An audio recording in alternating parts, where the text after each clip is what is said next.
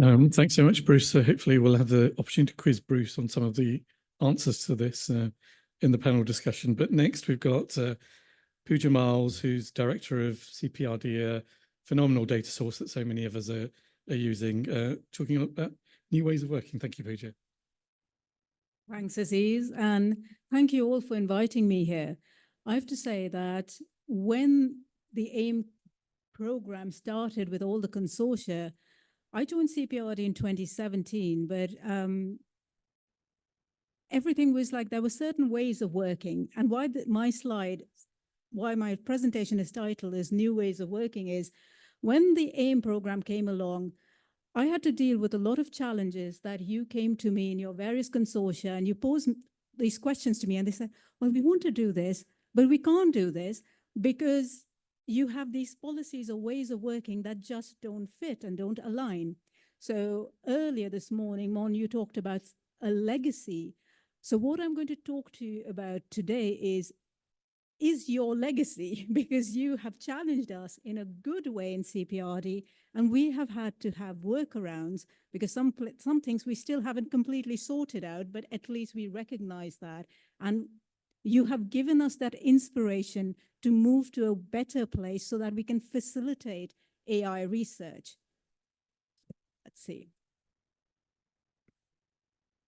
So the first challenge that you came to me with was you wanted to do AI research, which meant you had a lot of your protocols were, we want to do some clustering analysis. We want to find these various clusters, so do some sort of data mining. And then once we have come up with clusters that look like potential areas that we must explore further, we want to do some hypothesis testing. Problem number one, you need to go through a research data governance process, and your protocols were failing. Why were they failing? Because our reviewers were saying, well, they haven't been very specific about what they want to do. So if they find something, if we just say they can go do this cluster analysis and then they can go and do hypothesis testing, we're essentially giving them carte blanche. They could do anything. How do we answer patients and the public and all the bodies that audit us that, well, they are sticking to the plan? And I was like, ooh, how do we do this?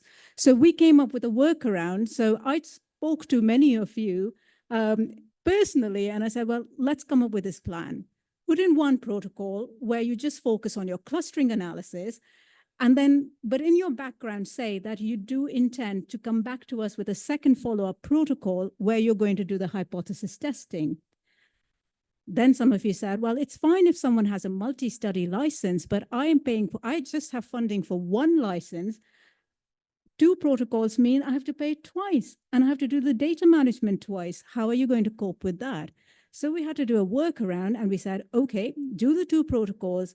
And because you've sought prior permission, we will link the two protocols so you can use the same data set and you don't have to pay twice. So that's still a workaround. It's not perfect, but it's something we're working with. The other challenge you came to us with was, well, we are a multi-institution consortium. How do we ensure that, you know, all the researchers from all these various institutions can work together?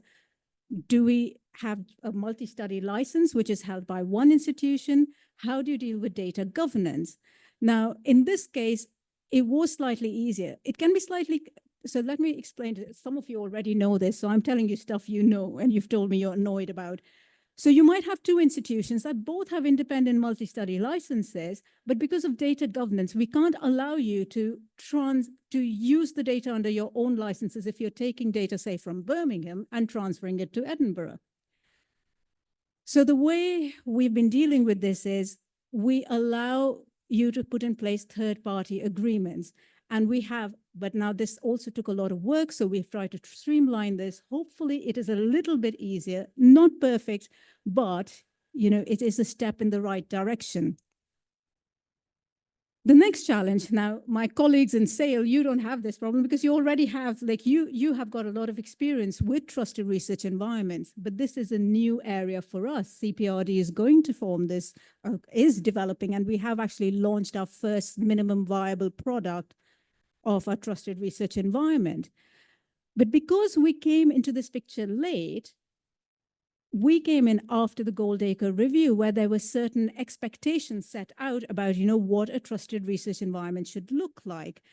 And they were not always aligned, we felt, after talking to various people using our data, with AI research, or even like research, even things like, if you have a trusted research environment, which is a complete black box where you cannot see the data at all, like even eyeball it to know what's happening with your codes, you told us that was a problem.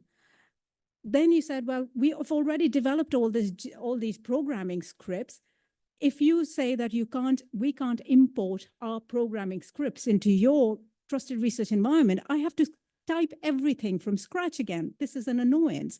So then there are issues around data minimization. We used to have this number, which frankly we did pick out of a hat somewhere. It said that if you needed a sample size of over 600,000 patients, we would implement data minimization. But AI research needs all the data, all the relevant data you can query. So on one hand, a trusted research environment is great because you should be able to safely query all the data. But on the other hand, we were being told that you still need to implement data minimization. So we are still working our way through our trusted research environment implementation, but your feedback has formed some of the core design principles we will be following. Then the other thing that we have been developing is synthetic data, and we have medium and high fidelity synthetic data sets. The medium fidelity synthetic data sets are more important and more relevant for this group here because it mirrors the structure and format of the authentic, the anonymized CPRD data, but it means that while you're waiting for research data governance approvals, you can access the synthetic data and start developing your programming scripts.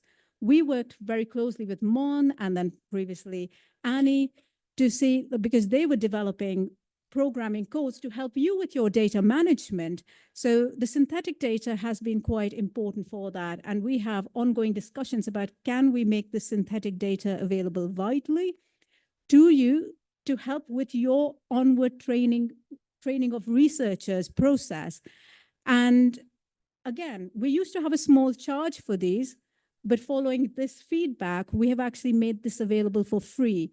We also want to create a sort of a workspace on our trusted research environment, which has the synthetic data and the scripts you have developed to help with training.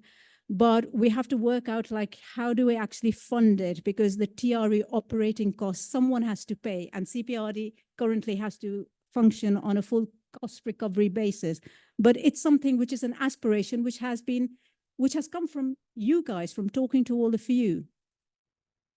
And the last thing I would say is, again, you have inspired us to put data quality right on the top of our strategic priorities, because as Andrew said, it's not necessarily about bigger data, but it is about better data. So I'm going to stop there.